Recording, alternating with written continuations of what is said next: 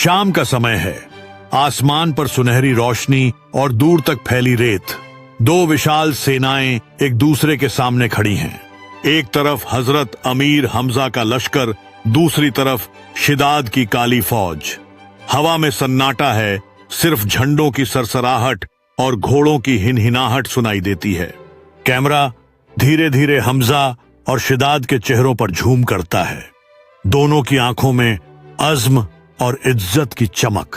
शिदाद गरजती आवाज में, हमजा तो अदल का दावी करता है, मगर आज तो मेरी ताकत के आगे सिर झुकाएगा। हमजा पुरसकून लहजे में, ताकत अगर हक के बगैर हो तो वो तबाही है। आज हक ही गालिब आएगा।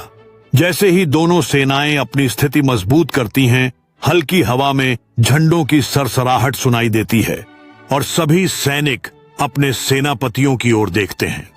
शिदाद की काली फौज एकत्र होती है। उनकी आंखों में विश्वास और क्रूरता का मिश्रण महसूस होता है, जबकि हजरत अमीर हमजा के लश्कर में अडिग निश्चय दिखाई देता है।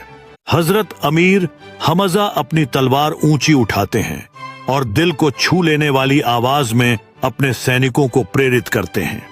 आज हम डर को मात देंगे, हमारा ईमान हमें जीत दिलाएगा। दूसरी तरफ शिदाद अपनी सेनाओं को भड़काते हुए कहता है, तुम्हारी जीत तुम्हारी ताकत में है, आज हम इतिहास बनाएंगे।